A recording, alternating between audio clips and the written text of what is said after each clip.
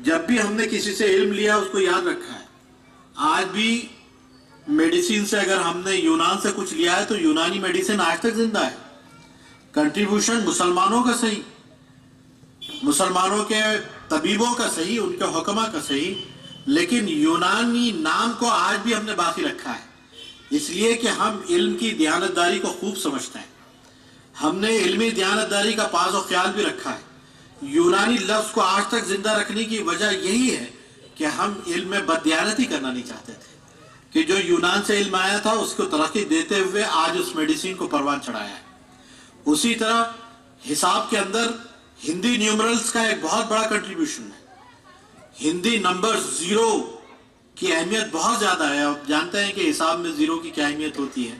اس zero کو جہاں سے لیا ہے اسی کی بنیاد پر اس کا نام آج تک چلا آ رہا ہے, اس کو کبھی چینج نہیں کیا ہے.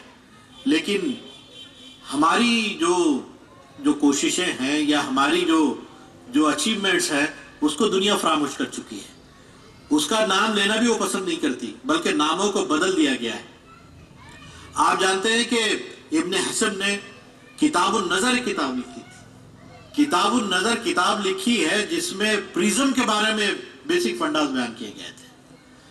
پریزم کے بارے میں بیسک فنڈاز بیان کرنے کے باوجود کئی برسوں کے بعد نیوٹن نے آپٹیکا نام کی کتاب لکھی ہے اور بیسک تھیریز اور ہائپوتھیسس کو ابن حزم کی کتاب سے ڈرائیو کیا ہے.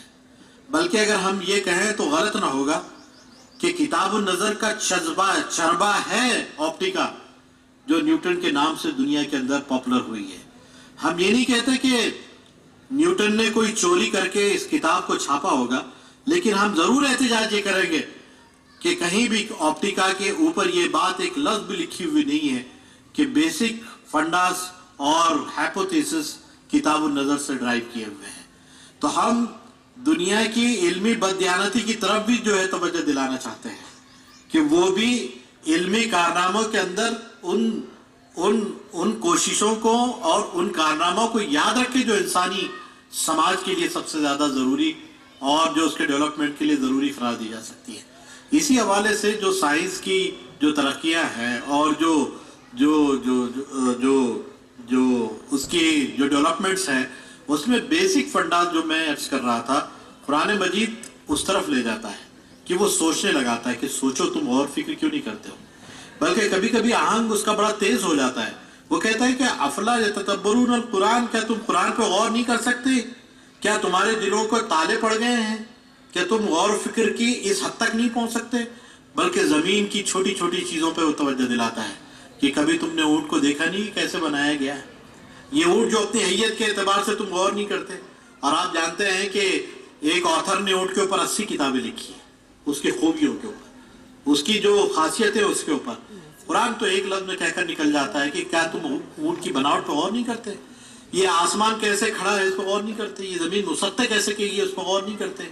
یہ جو پہاڑ کیسے نصب کر دیے گئے ہیں اس پہ غور نہیں کرتے؟ آخر یہ پہاڑوں کے اوپر غور کرنے سے جیولوجی کی دنیا جو کھلتی ہے, یہ زمین پہ غور و فکر کرنے سے جو زراعت کی دنیا اور ایگریکلچر کی دنیا جو کھلتی ہے, خود اپنی ذات پہ غور کرنے سے, یتفکرون فی انفسکم, اپنی نفسوں پہ غور کرنے سے جو میڈیکل سائنس کی دنیا کھلتی ہے, اور آسمان پہ غور و فکر کرنے سے آسٹرولوجی کی جو دنیا کھلتی ہے, فلکیات کی دنیا کھلتی ہے. ستارے در ستارے ہزاروں کروڑوں کی تعداد میں جو بکھرے ہوئے ہیں آسمان کے اوپر, جو بغیر ستون کے کھڑے ہوئے ہیں, ان کے اوپر غور و فکر کرنے کی طرف قرآن مجید دعوت دیتا ہے. میں آج یہاں کھڑے رہ کے یہ بات بہت ادب کے ساتھ کہنا چاہتا ہوں کہ دنیا کی کوئی مذہبی کتاب اپنے اوپر غور کرنے کی دعوت نہیں دیتی سوائے قرآن مجید کے. کوئی مذہب اپنی بنیادوں پہ غور فکر کی دعوت نہیں دیتا سوائے اسلام کے. اسلام اور اس کی کتاب یہ کہتی ہے کہ آؤ غور کرو, اور اگر تم اس میں کچھ پاتے ہو تو اس کو پھر دل و جان سے لگا لو. یہ صرف مسلمانوں کی کتاب نہیں ہے بلکہ ہر پیدا ہونے والے انسان کی کتاب ہے. اس کتاب کے اوپر ہر اس بشر کا حق ہے جو اس کائنات کے اندر پیدا ہوتا ہے, کیونکہ وہ اللہ کا بندہ ہے اور اللہ کے بندے کو اس سے جوڑنے کے لیے کتاب معاون ثابت ہوتی ہے. ہم اس کانفیڈنس کے ساتھ, اس اعتماد کے ساتھ یہ بات بھی کہنا چاہتے ہیں کہ دنیا کی پوری ترقیوں کے اندر جو انسانی کوششیں ہیں یہ باعث ثواب ہیں, اس کو قرآن انڈورس کرتا ہے. یہ غور فکر کرنا باعث ثواب ہے. اس غور فکر کے نتیجے میں جو چیزیں ڈیولپ ہوتی ہیں وہ اس کا نتیجہ ہے، تو گویا یہ بھی صدقہ جاریہ ہے جو قیامت تک کے لیے باقی رہے گا۔ انسانی فوائد کو انسانوں کو فائدے پہنچانے کے لیے اس حد تک سوچ ظاہر ہے کہ خدا کے سوا کسی کی نہیں ہو سکتی۔ انسانوں کو فائدہ پہنچانے کی حد تک سوچ خدا اور رسول کے سوا کسی کی نہیں ہو سکتی۔ اس لیے ہم اس منچ کے حوالے سے یہ بھی کہنا چاہتے ہیں کہ آؤ اس کتاب کی طرف جو سوچنے سمجھنے کی دعوت دیتی ہے، نہ صرف دنیا میں ترقیوں کی ضامن ہے بلکہ آخرت میں ہماری مرادوں کو بھی پوری کرنے والی ہے، اس کتاب کی طرف ہم توجہ دلانا چاہتے ہیں۔ تو ایک جو اپروچ ہے جو قرآن کا، وہ بالکل سائنٹیفک ہے۔ سائنٹیفک اپروچ سے یہ مراد نہیں ہے کہ جو چیز دکھتی نہیں ہے وہ ہوتی نہیں ہے۔ سائنٹیفک اپروچ سے مراد یہ ہے کہ جو چیز دکھتی نہیں ہے وہ ہو بھی سکتی ہے، اس کو پروسیس سے گزارا جائے گا۔ ہوا نظر نہیں آتی ہے لیکن ہوتی ہے، اسی طرح خدا نظر نہیں آتا لیکن ہے۔ اس طرح سے جو سائنٹیفک اپروچ ہے اس کی طرف ہم دعوت دینا چاہتے ہیں۔ اور جو چیز ایکسپیریمنٹ کے ذریعے سے ناکام ہو جائے، جو ویریفیکیشن کے ذریعے سے ناکام ہو جائے، آبزرویشن کے ذریعے سے ناکام ہو جائے، یہ سارے جو علوم ہیں یہ لمیٹڈ ہیں۔ آبزرویشن، اس دیوار کے بعد کیا میں دیکھ نہیں سکتا ہوں، یہ میری حد ہے، یہ ویژن کی حد ہے میری۔ اس کے پار کیا ہے، میرا آبزرویشن جواب دے چکا ہوتا ہے، میرا علم محدود ہو گیا ہے کہ میں اس دیوار کے پار کی کوئی چیز اب دیکھ نہیں سکتا ہوں۔ اسی طرح میرا ایکسپیریمنٹ بھی مجھ کو کوئی دوسرے نالج دیتا ہے۔ شکر کھا کر میٹھے کو ٹیسٹ کرنے سے آدمی کو پھیکا ہی لگتا ہے، کوئی ٹیسٹ آپ کو صحیح نالج جو پرووائڈ نہیں کر پائے گا۔ تو نہ ایکسپیریمنٹ کے ذریعے سے نہ آبزرویشن کے ذریعے سے آدمی کو فل نالج مل سکتا ہے۔ 100% نالج کی اگر کوئی بات کرتا ہے تو وہ سورس ہے جس کو ہم وحی الہی کہتے ہیں، جو ریویلڈ ہوتی ہے، اس کی فائنڈنگ ریویلڈ ہوتی ہے، وہ جو ہے نازل ہوتا ہے، جو اللہ کا کلام ہے، اللہ کی بول ہے جس کو آکاش وانی کہتے ہیں، وہ جو 100% ریالٹی ہوتی ہے جس کو سائنس آج تک نکار نہیں سکی ہے۔ آج جو کشمکش ہے سائنس اور مذہب کی اور ریلیجن اور جو سائنس کی، بیسیکلی وہ عیسائیوں کی دین ہے، وہ کرسچن سماج کی دین ہے۔